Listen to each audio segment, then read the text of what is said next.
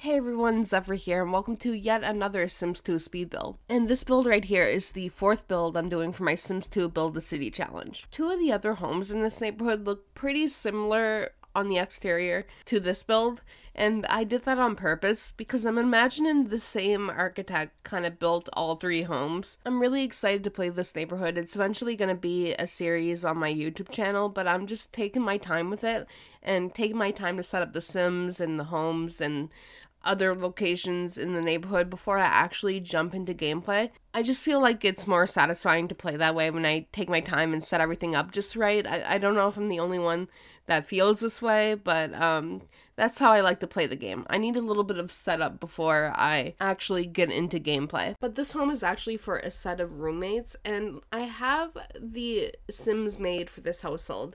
I know what personality each Sim is gonna have, but I have no idea how these two Sims became roommates, but I just know they're roommates. The first Sim is actually what I imagine to be a former college athlete, and she still wants to pursue the athletic career, but I think she was kind of dragged into the whole starting a new city thing and becoming one of the original founders of the city. And the second roommate grew up on a farm. He's really into gardening and the outdoors, and he's hoping to start a farm in Mountainview, which is going to be the name of my Build a City challenge. You see what I mean? These two Sims are completely different, but I just had the idea they were roommates and I'm rolling with it.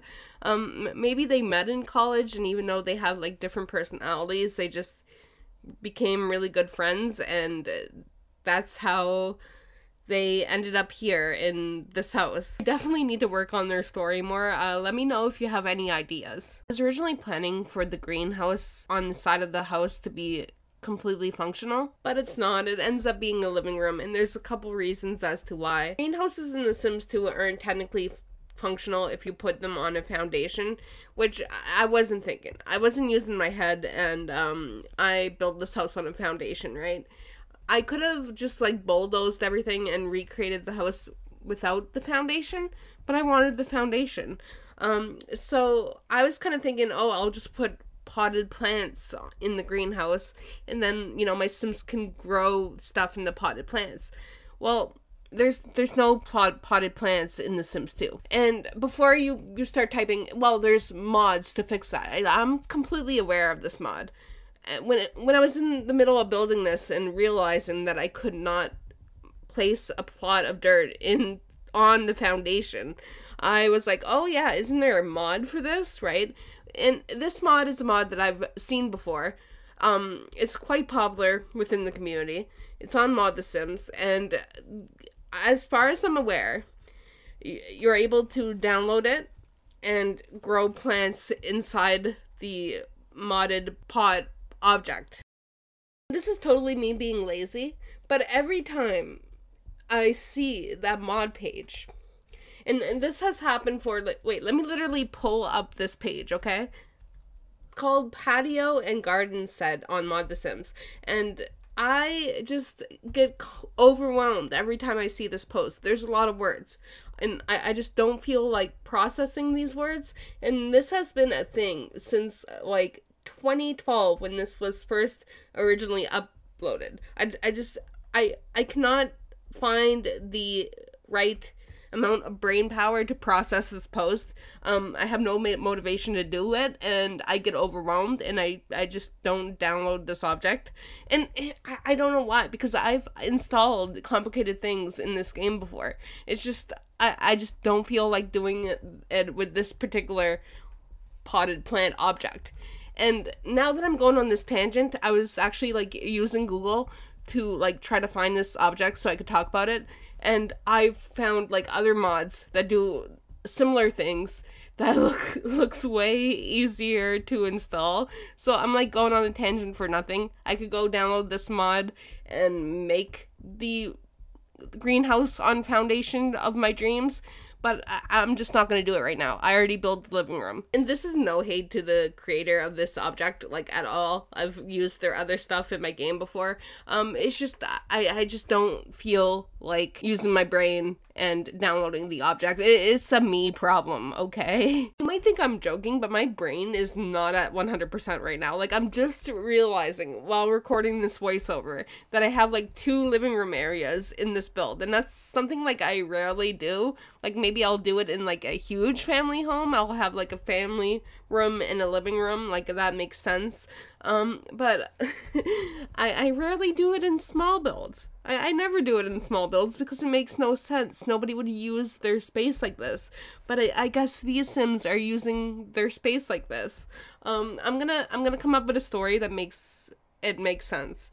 They're former broke college students who had their own apartments by themselves, and they just don't want to sell the extra furniture, so they made 2 different living rooms. Okay, that's the story. We're going with it, and we're gonna accept it. I'm being real with you guys. Like, there's like 3 different TVs in this house, and only 2 different Sims.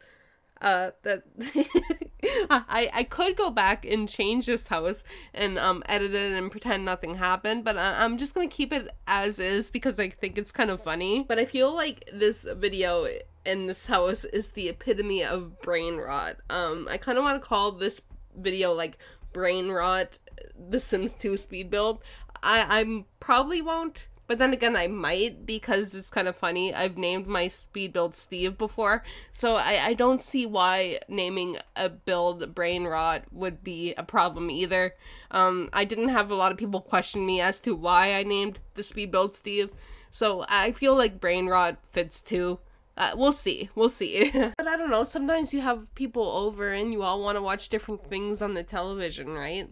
So, like, having 3 TVs in the house shouldn't be a problem. Maybe they're just totally against dining rooms and dining room tables, and they just rather sit in front of the TV and eat. And I don't think we should judge them for that. But I'm still sharing this build. I still think it turned out quite cute. It's going to be available down below for free on my Patreon if you want to download it and maybe turn one of the living areas into a dining room. I wonder if I did not point this out, if other people would have like saw this build and be like, why is there 2 living rooms? Like, maybe it's something that other people wouldn't notice unless they downloaded this home and they were like, wait, where's the dining area?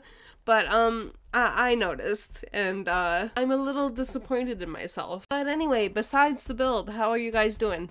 Anything new? What's happening in your Sims games? Not much is new for me. I've been, you know, just enjoying Taylor Swift's new album, enjoying scrolling endlessly on TikTok. I've been mainly watching this, stitch of a video creator that asked people to share their ghost stories, and I find that incredibly interesting. I've shared one of my ghost stories on here before, but I kind of want to talk about it again because one of the videos I watched brought up another experience of mine that I'm not sure if I talked about on this channel. I might have actually when I was talking about my original story.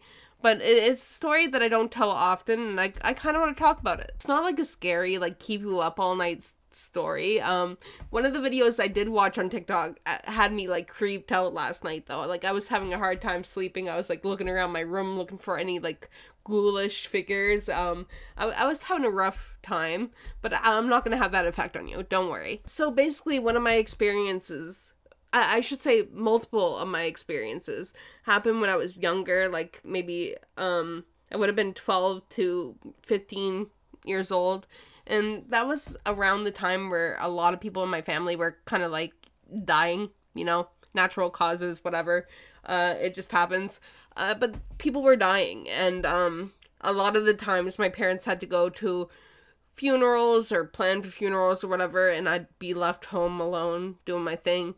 And, like, 2 or 3 times, I remember this happening, like, clearly, like, twice, but it could have happened more, where the person died, I'd be home alone, and we'd get a phone call on the family phone, right? And I was in my, not scared to answer the phone era, which I don't understand because I'm scared to answer the phone now. But I was like not shy at all at that point on the phone.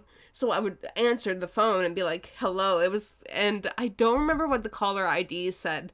I want to say it was like unknown or whatever. But right after these people died and I was home alone, I'd answer the phone and all I would hear would be static. There would be no voice on the other end of the line. And we never got these kind of calls before or after these events. It was always just a one-time thing that I'd be answering the phone and I'd get static. And it just happened to be like right after somebody died.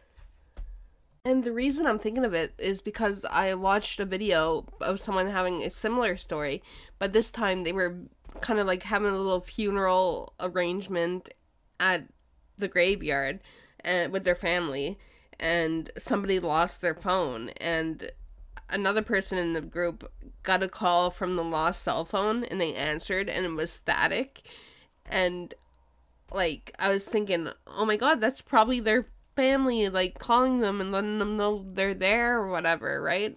And the person was like, we think it was a bad spirit. And I'm sitting here like, well, why would you think that? Like, why would you jump to that like assumption? You're at, they were like standing in their family's grave plot and assuming that they somehow let a bad entity in. And I'm like, no, you should be thinking wholesome thoughts. Like, I had a very similar experience. I was static on the phone, and I'm not thinking it was a bad spirit or anything. Like, it was either, like, some weird coincidence that happened multiple times where my phone was glitchy and gave me unknown numbers with static right around the time that a family member died. Or it was a family member reaching out and letting me know they're okay on the other side. Like, why would a demon, like, specifically only call me up with their static, like, bullshit when a member of my family died? That doesn't make sense. So, like, I kind of want to comment and be like, hey, I don't think it was particularly anything bad, but I don't want to, like, discount their feelings, you know? Like, if they think it was a bad entity that they don't want to let into their lives, I should just let them be. But I don't know, it just made me think of my situation.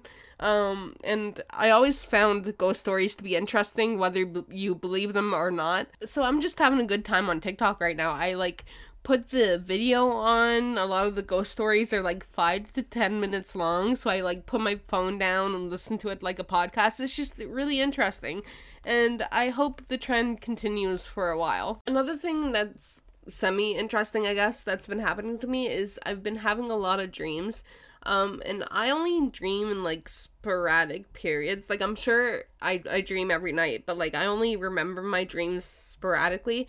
It seems like I go months without remembering my dreams, and then I suddenly remember, like, a bunch of dreams, like, for 2 or 3 days in a row. And, like, 2 dreams I've had recently have been post-apocalyptic. I'm not trying to predict the apocalypse in my Sims 2 speed build video, okay? Don't worry, I'm not gonna be a doomsday, like, prophet. I acknowledge these dreams were silly, but I'm gonna tell you about them because they were silly. So the first dream I had, I was walking through a city with my boyfriend. I'm not sure which city it was. It was a city in the dream that I acknowledged I had never been to before. So I was having a good time looking around the dream and the city. In my head, it was kind of established that we were in a scenario where it was the end of the world, or, you know, societal collapse happened, and we weren't particularly in a safe time. But anyway, I was looking around the city. I thought it was gorgeous. It was a weird city that had these, like, Roman buildings in the middle of it. I don't know. And, like, surrounding the, like, collapsed Roman buildings were, like, modern North American buildings. And I didn't feel like we were in, like, Greece or like, anywhere near that area. I felt like we were in North America, but I was just, like, next to these fallen Roman, buildings, along with, like, kind of decrepit looking modern buildings. Anyway, in the dream, my boyfriend decided to set up camp on the beach next to the city. And I was like, I'm not sure if this is a good idea. And he's like, no, it's a good idea. But like in a distance, we saw like other people. And I didn't want to be near these people. And my boyfriend kept telling me it was fine, right? And like in the dream, nighttime came. And then these people started advancing towards us. And I knew they were trouble. And that's when I woke up.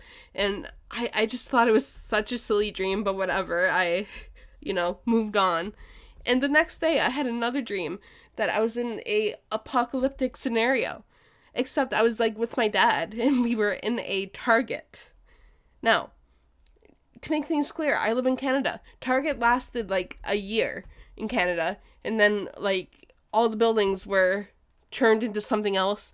Target fled the country. They could not handle us. But in the dream, we were in the Target, and it was established in my head that this was like after the bombs went off, or something crazy happened, and the world was not the same.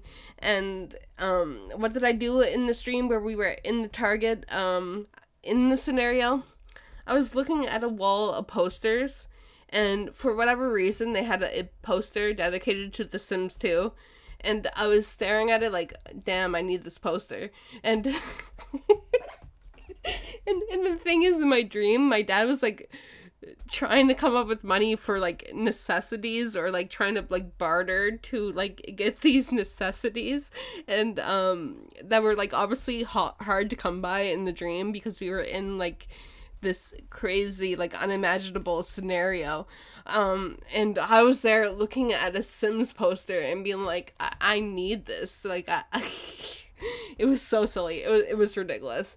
Like, that was my dream. I don't think this is the future, but if it was the future, I can definitely see me, like, standing in a Target, staring at a Sims 2 poster and being like, I need this. Because when you're in like crazy, like scary situations like that, sometimes you need a little bit of joy, and I guess the Sims 2 poster would bring me joy. I'm not sure why a Target would be selling a Sims 2 poster in the year 2024 or beyond. I don't think I was predicting the future, but like I can definitely see myself reacting like that in that scenario. Like, at the end of the day, most of my dreams do not make sense. I don't try to think of their deeper meanings. The last dream I had was actually last night, where I dreamt that I was going to get my hair cut, and sat down in the stylist chair, and I pulled my phone out to show her